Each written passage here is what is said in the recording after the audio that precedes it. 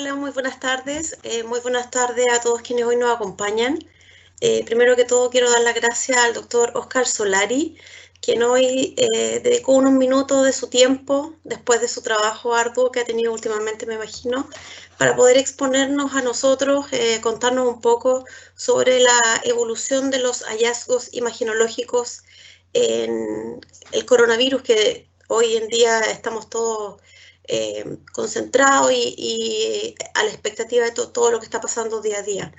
Esta pandemia nos ha afectado obviamente y nos ha afectado en la educación, en la salud, a todos, y nos tiene bien preocupados. Hemos tenido que establecer nuevas modalidades de aprendizaje, nuevas modalidades de educación.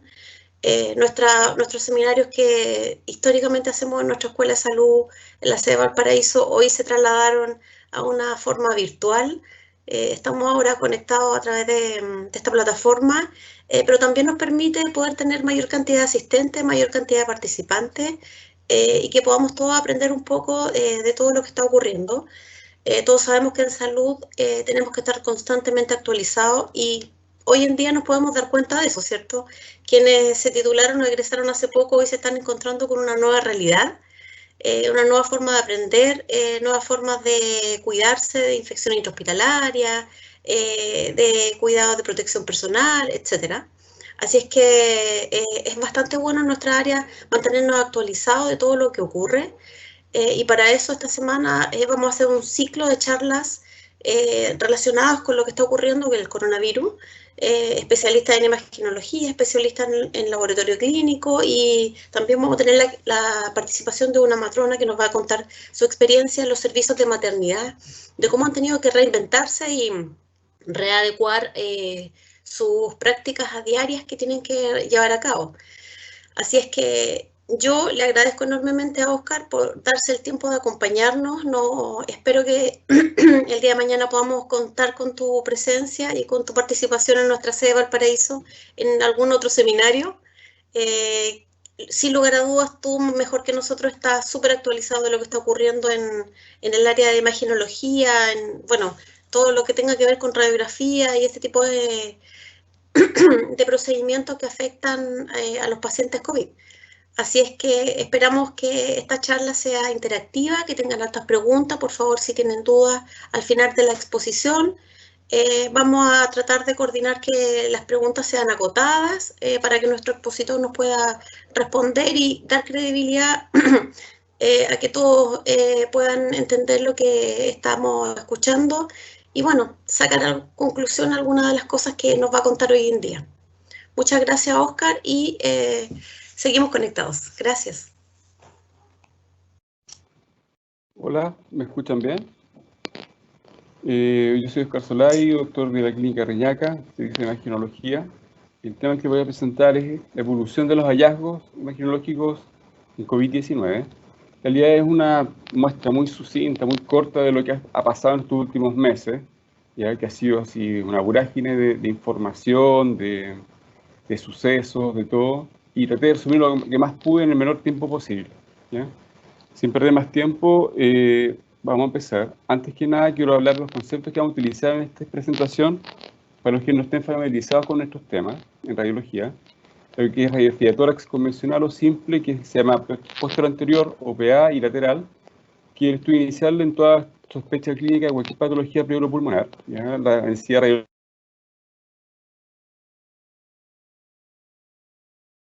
normal está por la combinación del aire, que no entiendo, y el porcentaje da aparición de imágenes patológicas o imágenes que no se ven, se hacen visibles. En este caso, el paciente que ustedes ven está de espalda hacia el rayo que indica la flecha gris, ¿ya? Por ahí entra el rayo y aquí está el chasis que recibe la imagen, y donde se forma la imagen.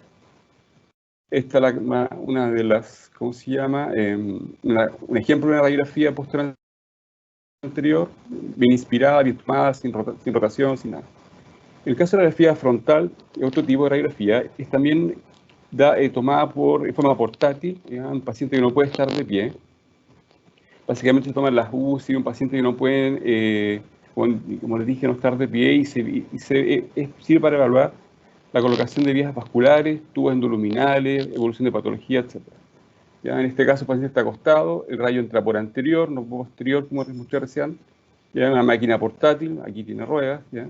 La gran ventaja de esto es que se toma sin que el paciente se mueva de ninguna parte. ¿Ya? Uno va al paciente. Pero la calidad de la imagen es muy inferior. En este caso, la radiografía se la comparan con la anterior, está expirada, opacidades que uno no entiende, de un tubo pleural, ya se ve los catéteres, los tubos de, ¿cómo se llama?, de orotraqueal en este caso, está conectada a ventilación mecánica.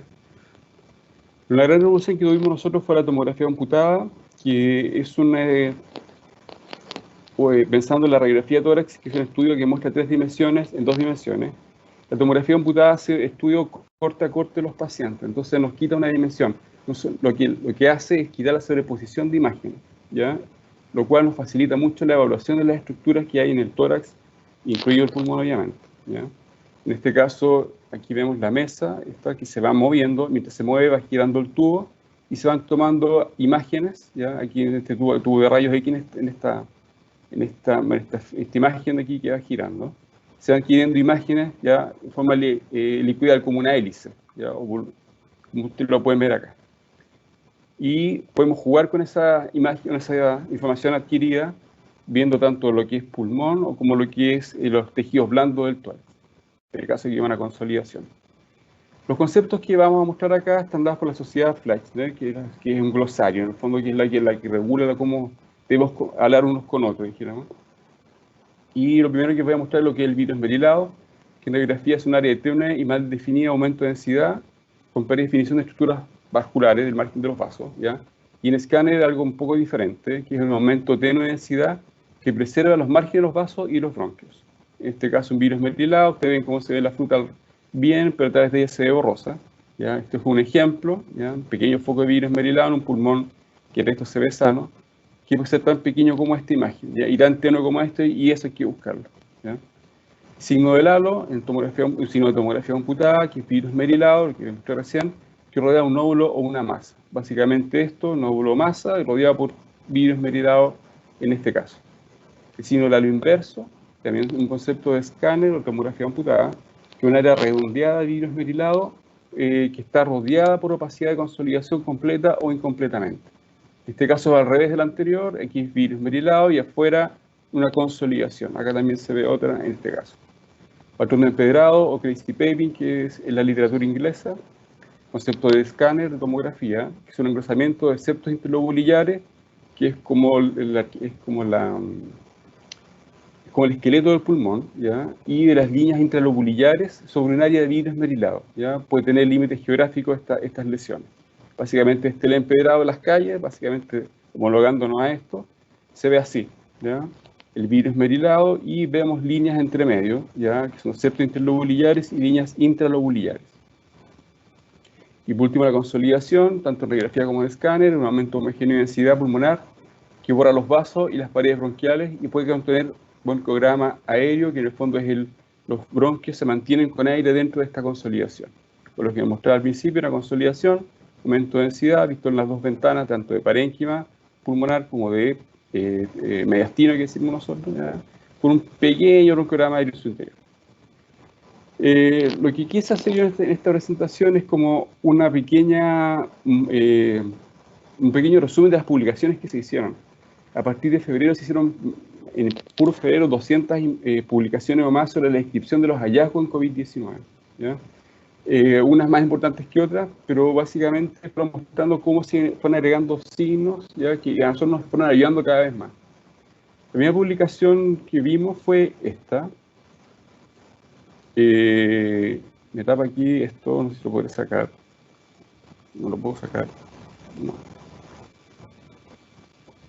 Bueno, el fondo es que fue una publicación hecha el 3 de febrero, ¿ya? En que la primera publicación, sí, muy importante, habla de que los hallazgos más frecuentes en pacientes estudiados en este tiempo fue virus esmerilado, consolidación, patrón empedrado, y acá abajo que está tapado dice que ya la distribución básicamente es bilateral y periférica.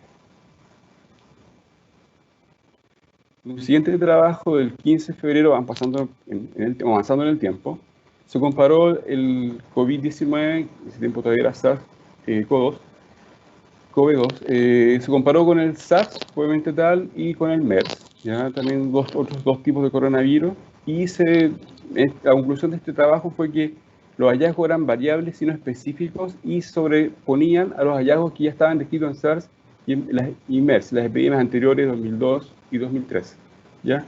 Lo que sí hablaba era que se recomendaba la tomografía computada para seguimiento, sobre todo en pacientes que se habían recuperado del COVID-19, ¿ya? Y para ver si había algún daño permanente, como la fibrosis, ¿ya? Como ya se había visto ya en pacientes que habían presentado SARS y MERS en años anteriores. Lo importante de este trabajo es que no se reportaron casos ni con derrame pleural, ni nódulos pulmonares, ni adenopatías, y solamente un caso presentó neumotórax de 99, ¿ya? Pero no se conocía la causa si estaba relacionado o no con el COVID-19. Básicamente los hallazgos en relación, bueno, de COVID en relación a MERS y SARS, ya lo que expliqué recién. Y aquí mostraban ya focos de virus metilado, ya, de distribución periférica, ya, aquí tanto en corte axial que decimos nosotros o corte coronal, ya, una reconstrucción que se puede hacer en base a las imágenes adquiridas en el escáner, ya. Y también se vieron focos de virus metrilado, pequeños focos de virus metrilado, focos de consolidación, algunas bandas parenquimatosas. Este fue un trabajo publicado o aceptado para publicación, o publicado en realidad online el 21 de febrero, ¿ya? Que ordenó un poco más el cuento y hablaba ya que las consolidaciones del virus metilado son lo más frecuente que se veía en los pacientes con COVID-19. La consolidación pura era menos frecuente, las lesiones múltiples también eran muy frecuentes y lo principal es que eran bilaterales, posteriores y basales, ¿ya? Con distribución periférica subpleural. También se habló en menor cantidad de empedrado, broncograma aéreo, un signo del halo y un derrame pleural, ya en menos casos. La conclusión de esto en realidad es que a pesar de que el patrón, el gold estándar de la enfermedad, o decirlo, si uno tiene o no tiene COVID-19 es la PCR, ¿ya? Los hallazgos radiológicos obtenidos en la tomografía computada pueden ser sugestivos de COVID-19, ¿ya? Y esto podría ayudar en el diagnóstico temprano o guiar también en el manejo del paciente y la toma de decisiones y en relación a la progresión de la enfermedad. También 21 de febrero, otro trabajo que fue publicado en China por los doctores Su y Yang.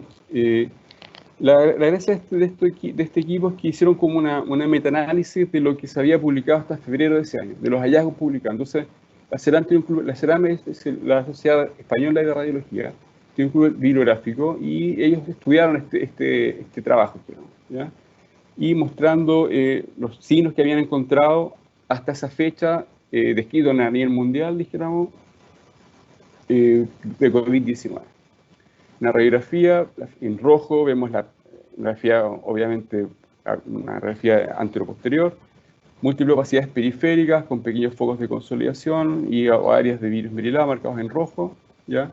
También se ve evolución de un paciente en 4 días que cambió de un pequeño foco de virus metilado a un foco mayor con un poquito ya de empedrado, ¿ya? Paciente asintomático, pero con contacto con paciente con COVID que mostró un foco de virus metilado en la periferia, ¿ya? Otro paciente con 4 días de evolución, como fue progresando, fue cambiando los hallazgos en el paciente, ¿ya? De un foco de virus metilado y empedrado a varios focos ya poco más basal, más hacia el tercio medio del pulmón. Un paciente pediátrico con consolidaciones anteriores, ¿ya? En otro trabajo, publicado el 13 de febrero, se mostraba también un foco de virus metilado. La reconstrucción vemos una banda lineal acá, ¿ya? Una banda parenquimatosa, que acompaña a este foco de virus metilado, que se ve aquí en la radiografía. Otro trabajo publicado el 20 de febrero mostró además que estos focos de virus metilado pueden ser también nodulares, no solamente así como forma geográfica, y más centrales también, ¿ya? Que antes solamente se describía en la periferia. Otro trabajo aceptado para publicación el 21 de febrero, en la JR, fue un poco más allá y empezó ya a relacionar lo que es el virus metilado con la consolidación, ¿ya? Inicialmente mostró que la ausencia de estos dos, lo vieron en 2 pacientes, ¿ya? solamente virus merilado 28 pacientes, pero con virus merilado con consolidación 28 pacientes, sin consolidación 18 pacientes y solamente consolidación en 3 pacientes. El cuestionamiento de este examen fue porque el número de pacientes usados fue muy poco, 51. Pero agregó otras cosas, otros hallazgos, como el agrandamiento de las estructuras vasculares. O sea, vieron que donde había lesiones pulmonares, las estructuras, los vasos crecían de calibre, aumentaban de calibre. También hablaron describieron nódulos, ya, tanto con halo o sin halo, y hablaron también de deformaciones bronquiales, de vía fibrosis y bandas lineales como parte de los hallazgos del escáner en estos pacientes. Para seguir con esta historia, la Sociedad Británica de Radiología lo describió como patrón clásico que los hallazgos tienen que ser predominantemente lóbulos inferiores, las bases de los pulmones, ¿ya? Periféricos, múltiples, bilaterales y todo esto de vidrios merilados. Pero no solamente pueden ser bilaterales, sino también puede ser como una sola lesión, ¿ya? Más raro, pero también se puede ver como lesión única de vidrios merilados. En un trabajo realizado en Estados Unidos el 19 de marzo, en radiografías, ¿ya? Se vieron las radiografías que se tomaron a los pacientes que se aceptaron el servicio de urgencia en el estado de Washington, ¿ya? Y hablaban de ellos de lesiones reticulares nodulares, vidrios merilados. Yo aquí lo que marqué en rojo, yo creo que se equivocaron y pusieron derrame pleural 2 veces, pero es derrame pleural y derrame pericárdico probablemente, ¿ya? También hablaban de edema pulmonar, ¿ya? Congestión venosa, atelectasia, que es un tipo de disminución de volumen pulmonar, ¿ya? Y una radiografía limpia en un paciente. En el trabajo italiano, ya el 3 de febrero, aparte ya de toda esta historia, de lo que son lesiones virus merilados, que son múltiples, bilaterales, etc., le dieron mayor importancia al aumento del calibre de estructuras vasculares, ¿ya? Ellos decían que vasos subsegmentarios sobre 3 milímetros se presentaba casi un 90%.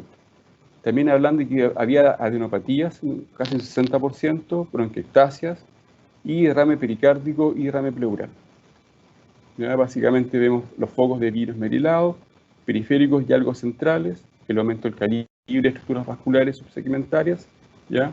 Una paciente que aquí muestra un poco de todo, muestra virus merilados, muestra consolidaciones, bronquiograma aéreo, y aquí en esta flecha negra lo describen como un foco de atrapamiento aéreo, ¿ya?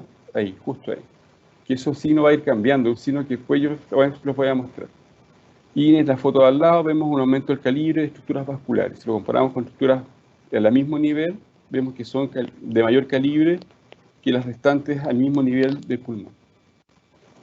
Bueno, vemos lesiones como de halo inverso, consolidación periférica con virus merilado, aquí focos de virus merilado, consolidación, etc. ¿Ya? Un signo de halo inverso, publicado el 18 de marzo, pero un signo del halo, que es una consolidación con virus merilado alrededor de la lesión. Un pulmón blanco, la lesión es un paciente que hizo un distrés respiratorio, es una complicación, y el pulmón se veló casi completamente por compromiso inflamatorio, infeccioso, etc. Y bueno, y por agua también. Como les mostraba recién ese puntito blanco que salía, o sea, un puntito negro que salía con una flecha negra, ¿ya? Que inicialmente lo mostraban como un foco de atrapamiento de aire, en realidad se dieron cuenta que es un llene parcial o incompleto de los alvéolos, ¿ya? Y quedan áreas respetadas de parénquima dentro de las lesiones, ¿ya? Y se ven en etapas más avanzadas. Otro hallazgo son la línea transparente subpleural, que es esta línea acá, ¿ya? Que tiene la lesión pulmonar, pero aquí en la periferia el respeto del parénquima pulmonar. Distorsión bronquial, los bronquios tienen un trayecto lineal, tienen un trayecto más tortuoso, ¿ya?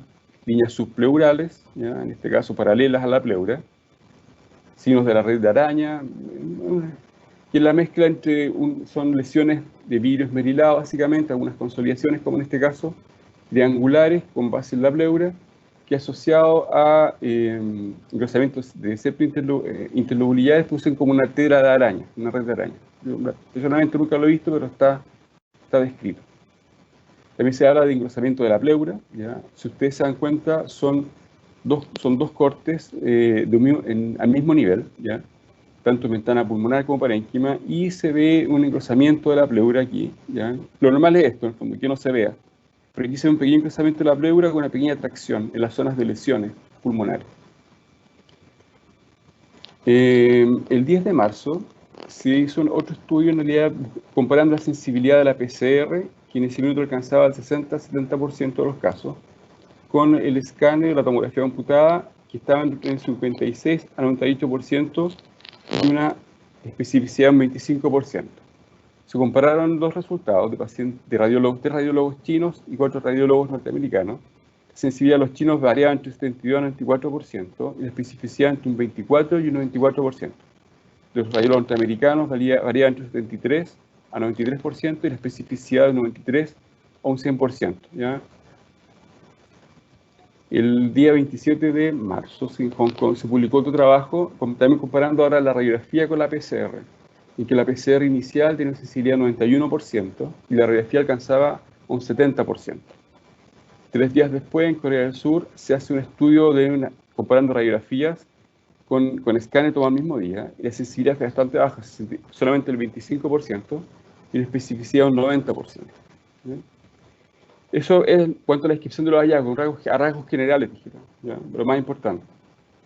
Pero también otro autor, que el 13 de febrero publicó la evolución de las lesiones. En el fondo se da cuenta de que las lesiones solamente aparecían y desaparecían, o se mezclaban lesiones, sino que había una evolución. ¿Ya? El doctor Pan se da cuenta que habían 4 etapas. Él dijo lo siguiente, que la etapa temprana iba del 0 al 4.º día.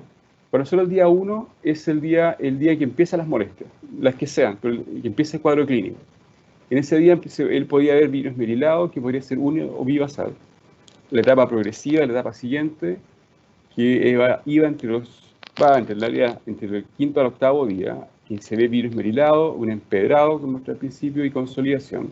La etapa PIC, que le decimos nosotros, que del 9 al día 13.º, en que las consolecinas aumentan, además se agrega virus merilado, hay empedrado y bandas parenquimatosas residuales. Y finalmente la etapa de absorción sobre los 14 días de evolución desde el primer día del inicio del cuadro clínico, en el cual hay disminución de las consolidaciones con persistencia del virus merilado y que puede extenderse sobre 26 días. 26 días porque el trabajo duró 26 días, pero se han descrito hasta 40 o un poquito más días desde que se empezó el cuadro clínico.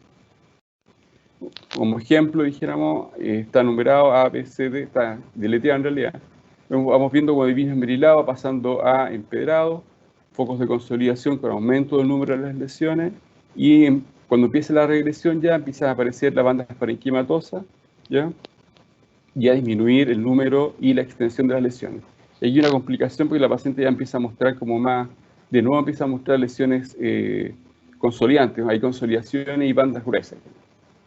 La evolución de la identidad del día 20, lo mismo en el fondo, que empieza a aumentar en cuanto a extensión y cambio de virus merilado, empedrado, consolidación, y al final termina el día 20 como pequeñas imágenes lineales. ¿Ya? En resumen, hasta hoy, para ello utilicé un metaanálisis publicado el 30 de mayo, hace poco, ¿ya? En la cual se incluyeron 45 estudios y como que se ordenó el cuento. Entonces se dice que el virus merilado, como único hallazgo, lo más frecuente, asociado a consolidaciones, y que la distribución fue comúnmente bilateral, subpleural o periférica, posterior y en lóbulos inferiores. También hablan de hallazgos secundarios como cruzamiento vascular, líneas entrelobulillares, cruzamientos pleurales, programa aéreo, líneas subpleurales, empedrado, obstrucción bronquial, bronquiectasia, y engrosamiento de septos interlobulillares. También en este estudio se vio que en el seguimiento inicial con escáner mostraba un incremento en cuanto a tamaño, número y densidad del virus merilado, ¿ya? Con progresión a áreas mixtas de virus merilado y consolidaciones o empedrados. Hay una evolución en las lesiones. La mayor severidad de las lesiones se alcanzaba al 10º o el 11.º día, ¿ya? Y para luego resolverse persistir como focos irregulares de fibrosis. La población más joven tuvo frecuentemente virus merilado, mientras que la población de mayor edad prevaleció el compromiso más extenso o multilobar, bilateral, se refieren a ambos pulmones, consolidaciones y muy similar también a pacientes con enfermedad severa. Hay otro examen aparte de la radiografía y el escáner, que es el ultrasonido, ¿ya? Que también se ocupó mucho en Italia y en España. Cuando ya no tenían cómo diagnosticar el COVID, hacían ultrasonido torácico, ¿ya? En realidad, una publicación de la CERAM, en realidad ellos dicen, y tienen razón, que tienen una alta sensibilidad y especificidad, pero tienen algunos problemas. ¿Ya? Es porque es complejo estudiar un paciente que está en ventilación mecánica, que está lleno de tubos. Es difícil también diferenciar lo que son cuadros, lesiones agudas, lesiones crónicas. Y lo más importante es que uno se pone en riesgo más personal de lo que debería ponerse, ¿ya? Porque una ecografía torácica igual demora un poco, dijéramos, y tiene más posibilidad de exposición y de infectarse con el coronavirus. En cuanto a diagnóstico diferencial, bueno, ya está como bastante definido, pero se sigue agregando algunas cosas de repente. Básicamente, al ser un virus, su principal diagnóstico diferencial son los virus, la varicela, citomegalovirus, el respiratorio incisional, la gripe, el rinovirus, ¿ya? La influenza tipo A, el síndrome de Pasteur, que es un síndrome de riñón-pulmón, en el cual el pulmón se llena de agua, ¿ya? Que se ve aquí como virus merilado, que simula como si fuera neumonía por COVID-19, pero también hay derrame pleural, ¿ya? En este caso, esta paciente que sí tenía COVID-19, ya tenía las bandas parenquimatosas, ya estaba en una etapa ya de, ¿cómo se llama? Etapa PIC. Se agregaron cruzamientos septointerlobulares, que son estas imágenes de acá, en el cual representaban edema pulmonar agudo, agua en el pulmón. ¿Ya? Otros diagnósticos diferenciales son el micoplasma, las clamidias, ¿ya? Se parecen mucho por imagen.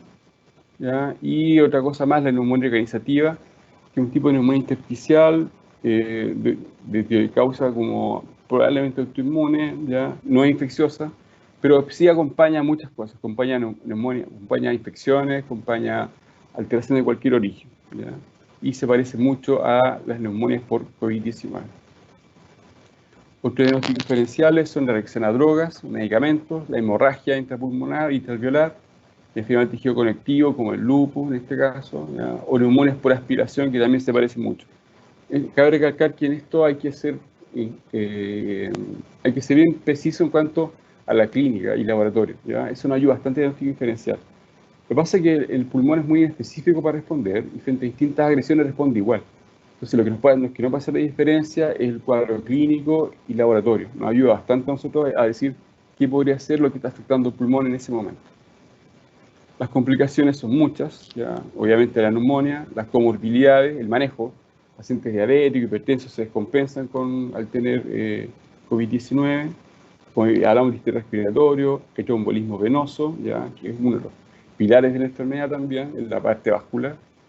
Alteraciones cardiovasculares, problemas renales, hepáticos, neurológicos, multisistémicos, shock séptico, fallas respiratorias agudas, alteraciones relacionadas al embarazo, fallas multiorgánicas, aspergilosis, que es un tipo de infección por hongos, alteraciones pancreáticas, rhabdomiolisis, que es la destrucción de los músculos que se ha visto en pacientes adultos y niños, anemia hemolítica autoinmune, la trombocitopenia autoinmune y también un caso de tiroiditis subaguda.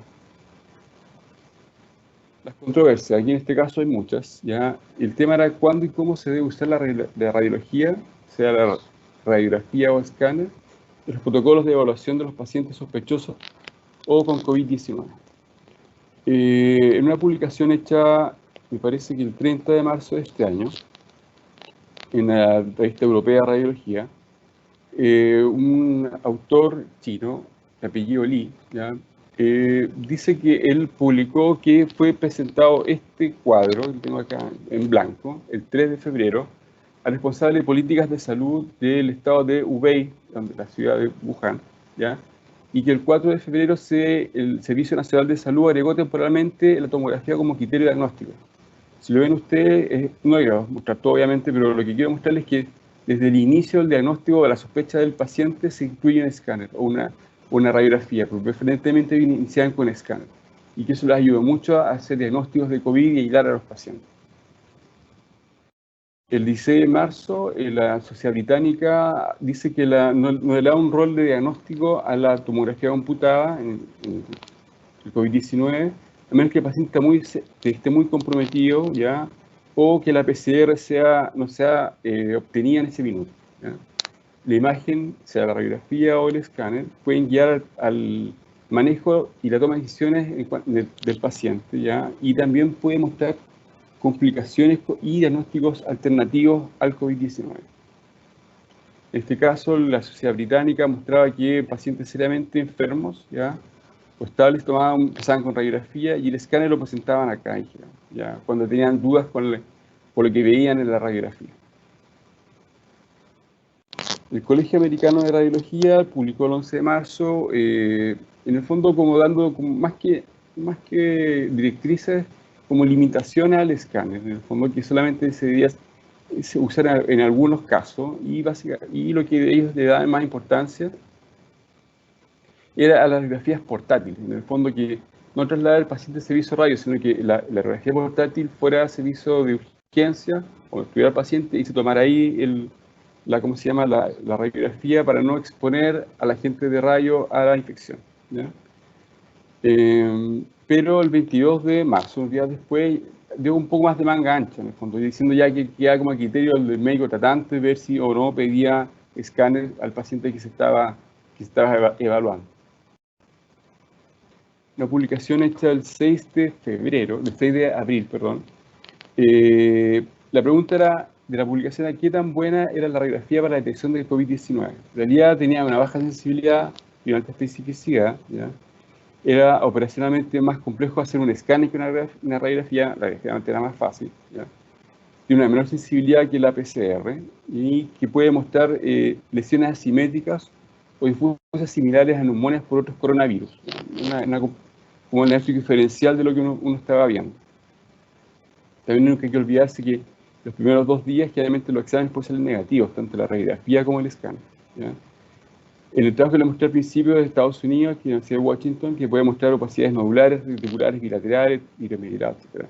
Y la gran ventaja era la portabilidad de la radiografía, ¿ya?, con mayor control de infecciones, que el equipo de rayo X portátil era más fácil de asear y de desinfectar, y en Canadá ya se había inventado en ese momento algoritmos de inteligencia artificial para uso en radiografía de tórax. Actualmente también hay algoritmos para escáner, ¿ya?, también se pueden usar.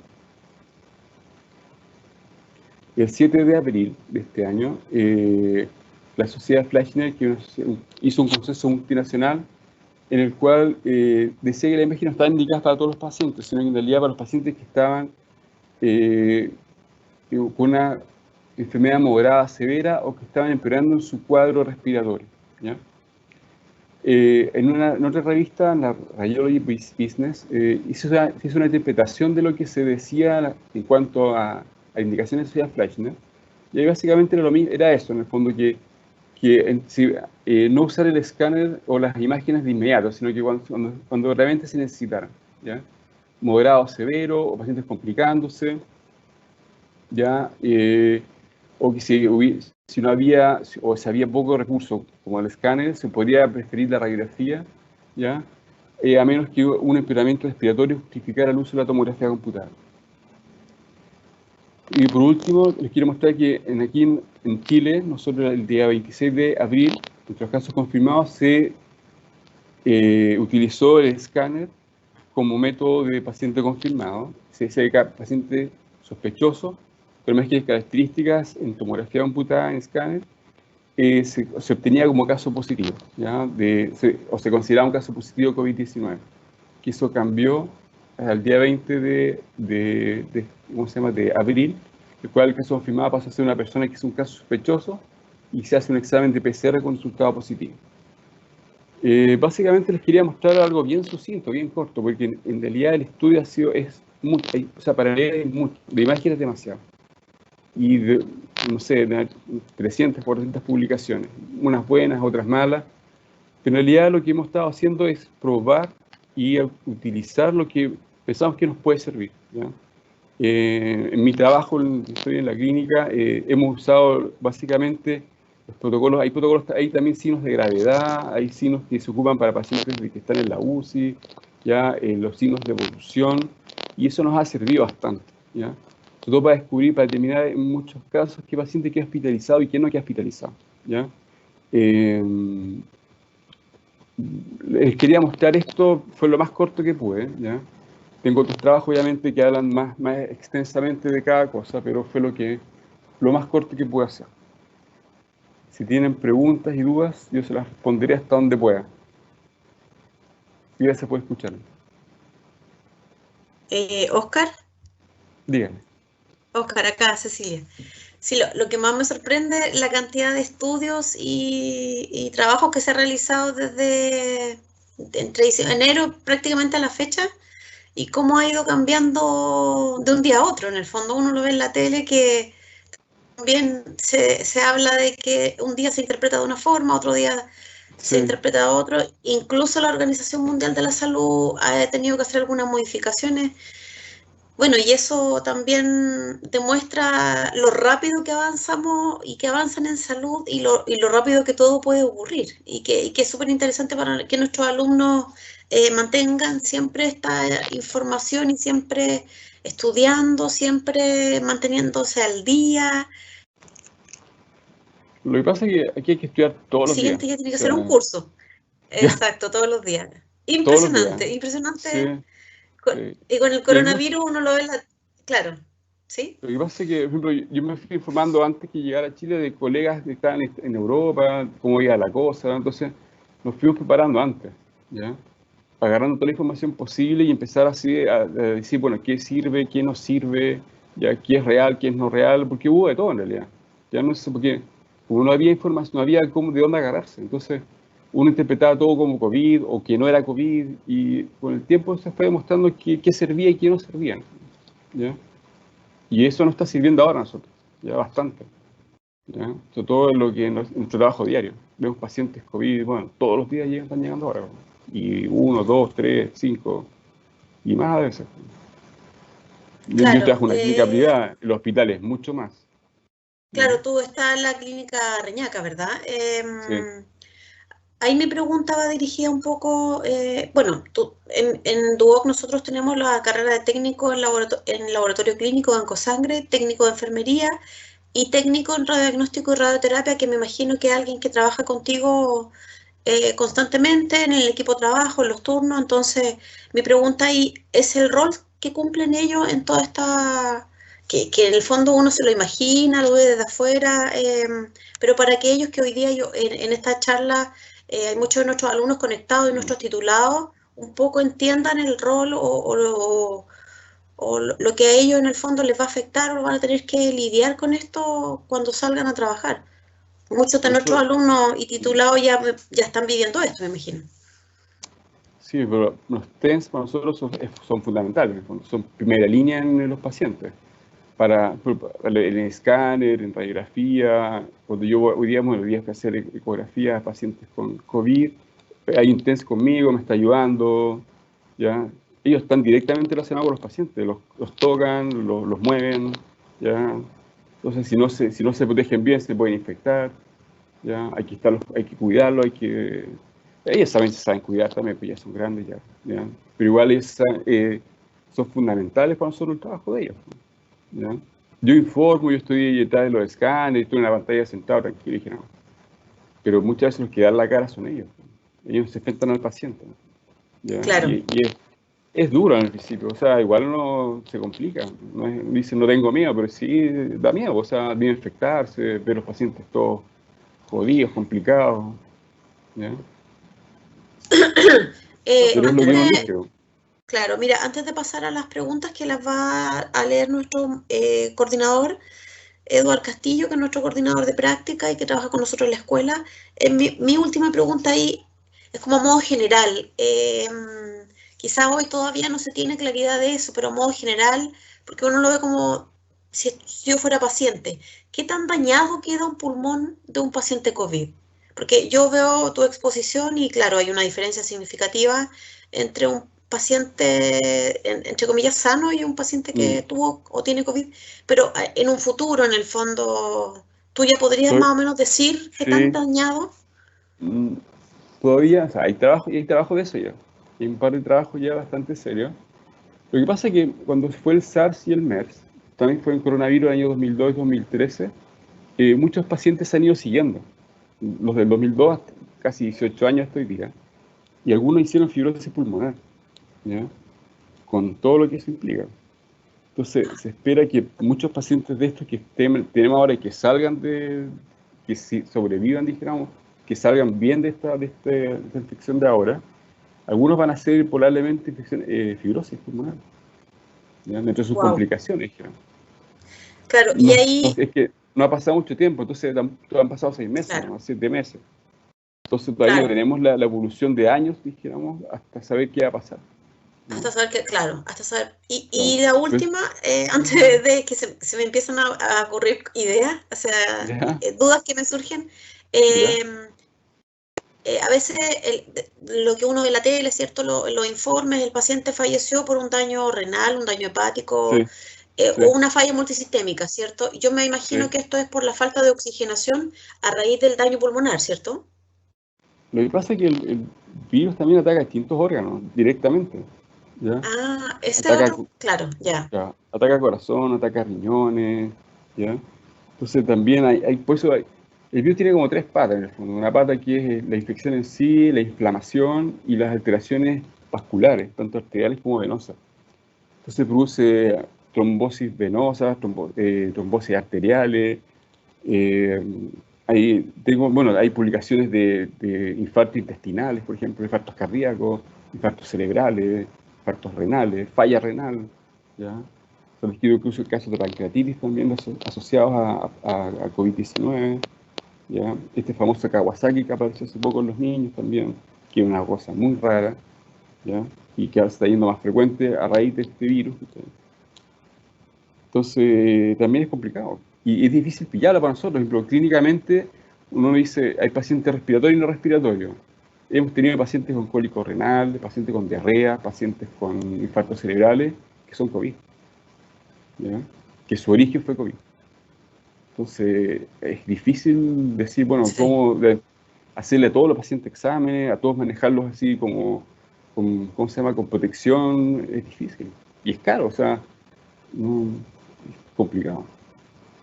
Claro, porque ahí ha aumentado cualquier cantidad del gasto en recursos en hospitales y clínicas, Muchísimo, consultorios, consultas, muchísimo. todo. Claro. Todo, claro, todo. De hecho, por ejemplo, la idea de los norteamericanos de usar escáner era porque cuando tú ocupas un escáner, tienes que por lo menos dejarlo 40 minutos o una hora aireando.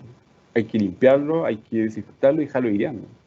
Los equipos de eco igual, los equipos de rayos también, ¿ya? Entonces el equipo queda parado una hora, 40 minutos, una hora, ¿ya? Entonces también es complicado, también eso influye también en que tú produces menos plata, hay más gasto, se complica todo, ¿ya? Es como que el sistema de salud se satura en el fondo. Eso multiplica por Claro. miles, ¿ya? En todo Chile y en el mundo. Lo que pasó en España, en Italia, lo mismo que nos puede llegar a pasar a nosotros, que el sistema se satura en el fondo, ¿ya? Entonces ya no hay camas UCI, no hay ¿cómo se llama?, medidas de protección para la gente que trabaja de agente de salud que trabaja con los pacientes. Es complicado. Y lo malo es que mucha gente tampoco lo ha tomado en serio esta cuestión.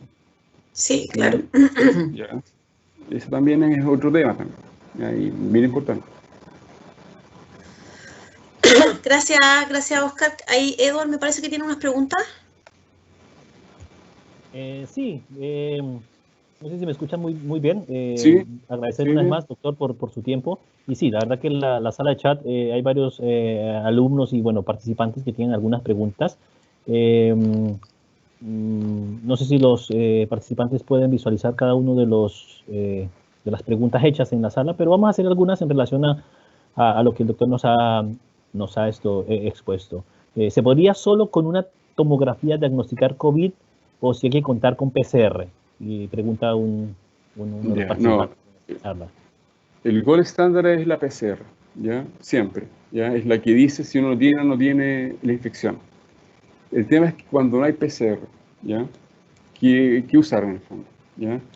El escáner te puede ayudar en el fondo, con la clínica y con los hallazgos, ¿ya? Decir que podría tener el COVID, dijéramos. El problema, como les dije al principio, es que en los primeros días el examen puede ser negativo. Puede no mostrar nada y el paciente tener COVID-19, ¿ya? Pero el gol estándar es la PCR. O sea, si tú no tienes PCR, ahí lo preferible es PCR, ¿ya? Ya la PCR tampoco es muy sensible, es una sensibilidad del 70%, ha ido mejorando sí con el tiempo, ¿ya? Pero estábamos en el 70%. Entonces, a veces la PCR es negativa y el escáner es positivo. Entonces nos manejamos por el escáner. ¿Ya? El escáner dice que tiene COVID, la clínica apoya eso, y además es laboratorio. ¿Ya? Hay también hallazgos de laboratorio que también te ayudan a decir si hay o no, o sea, habría la posibilidad que hubiera COVID. También eso te ayuda si no tienes PCR o la PCR se demora mucho. En un caso se demora hasta 8 días, 10 días en llegar. ¿Ya? Pero lo ideal aquí, el gold estándar es la PCR.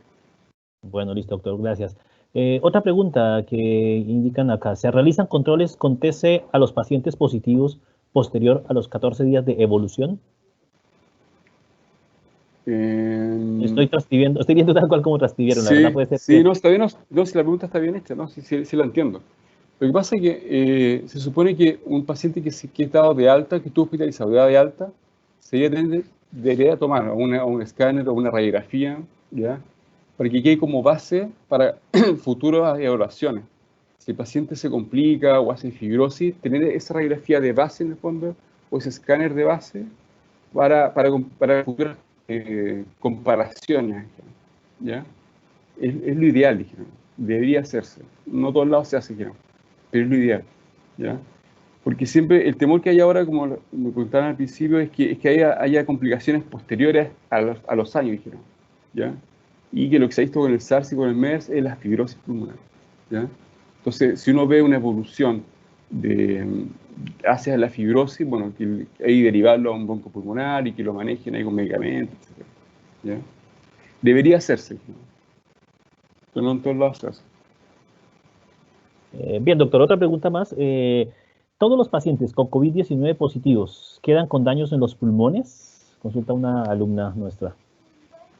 Se supone que no, pero es muy pronto todavía para decir eso, ¿ya?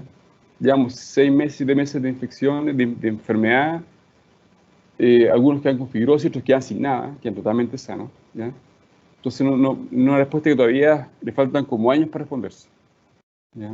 Varios años, ¿ya?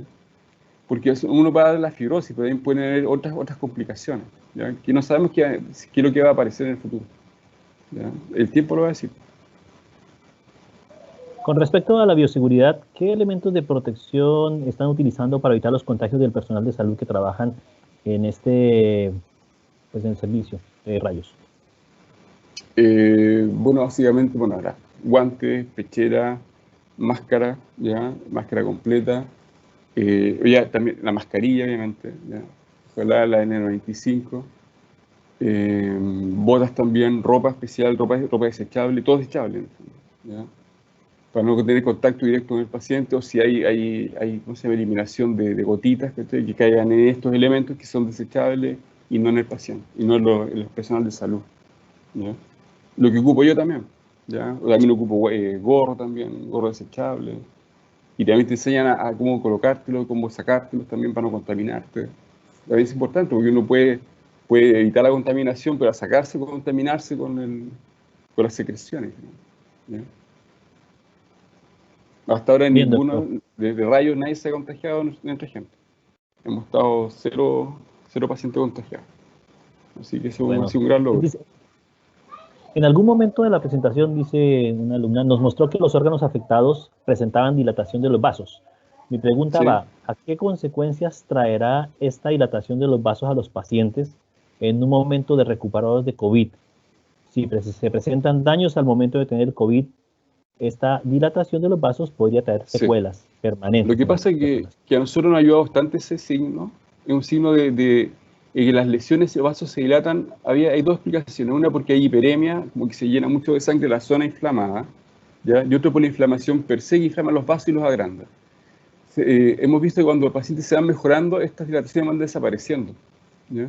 Son lesiones locales nomás, ¿ya? Pero nada más que eso.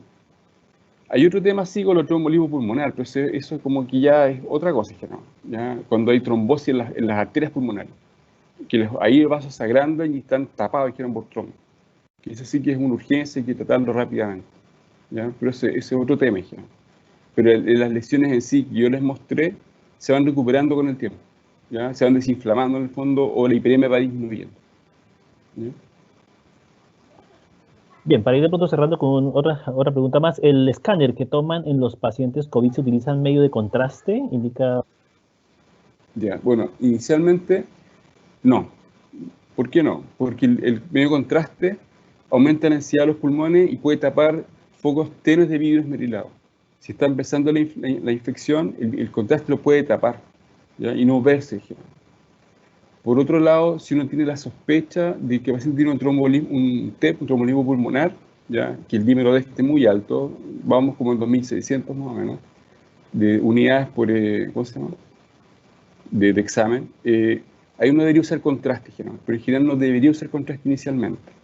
Si va a usar contraste porque sospecha que tiene un trombolismo asociado al COVID, se hacen dos escáneres. Se hace un escáner sin contraste y luego se hace el angioTAC para demostrar el trombolismo, ¿ya? Pero contraste en estos casos inicialmente no. Bien, doctor, una pregunta más y ahí le damos el pase a Cecilia para que pueda de pronto hacer el cierre. A ver, por acá estaba la pregunta, se me escapó, era una consulta un poco más técnica que me pareció interesante. Espera un momentito. Disculpe que se me corrió. Acá.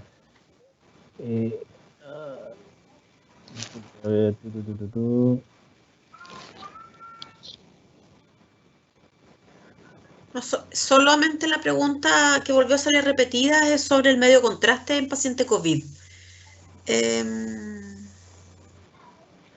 Ya. Usted ya lo había aclarado recién, pero Sí, no. claro, no, ya. No. O sea, inicialmente no. No. Perfecto. ¿Ya? Sí, era esa, sí, justamente. Que estaba leyendo acá lo mismo. Bueno, yo sé que de pronto igual los alumnos tienen bastantes preguntas más. De verdad que una charla bastantísima interesante, muy interesante, mejor dicho. Gracias. Y bueno, de verdad que agradecer de mi parte al doctor, la Ceci ahí también nos va a hacer las palabras de cierre. Y espero que los chicos que han participado en forma activa en el chat, la verdad, siguen llegando preguntas por un tema de tiempo. La verdad, lamentablemente no podemos leerlas todas, pero agradecemos su interés, chicos, estudiantes, docentes, personas que nos han acompañado, invitados, varios. A esta nuestra primera sesión de charlas. Créanme que la idea es probablemente organizar en alguna ocasión un ciclo de charlas para ustedes. Así que muchas gracias por su participación. El chat sigue activo y ahí probablemente contestaremos en forma interna algunas preguntas. Sí, bueno, también para no quitarle tanto tiempo, porque usted trabaja todo el día y después y ahora dedicándose a estar un rato con nosotros, así es que no lo queremos agobiar tanto. Lo que yo quisiera preguntarle si es posible que después usted esta presentación nos la envíe, o me la puede enviar a mí, porque algunos preguntaron por el chat si era necesario, o sea, si se podía tener esta presentación, porque Como les pareció PDF. interesante. Sí, claro. Como, ya, súper, como usted guste, como sea más cómodo y para Si me poder... mando correo y se lo mando como PDF, no hay perfecto, problema. yo se lo mando. ¿Mm? Y las preguntas que tenemos que todavía siguen preguntando harto los alumnos, porque claramente la presentación muy interesante, las vamos a contestar por interno después y vamos a mantener el contacto, ¿ya? Así que para que Ya. no se preocupen con esa duda, yo le agradezco mucho su tiempo, No, mucho gracias a usted por su invitarme. dedicación. Espero que podamos tener un pronto encuentro y nuevamente una charla, aunque sea de forma virtual. Creo que estas instancias son muy interesantes y probablemente en un mes más tenga muchas más novedades que contarnos con respecto a lo que está ocurriendo. Sí, sí, Porque hay signos, como ¿no? vamos, Está todo cambiando. Sí, sigue cambiando. exactamente, exactamente. Bueno, Oscar, muchas gracias a todos quienes hoy día nos acompañaron. Nos vamos a encontrar nuevamente este jueves en otro ciclo de charla y el viernes también, así que para que estén atentos a la información que les vamos a mandar. Gracias. Ya, pues, hasta luego. Que estén bien. Gracias, Oscar.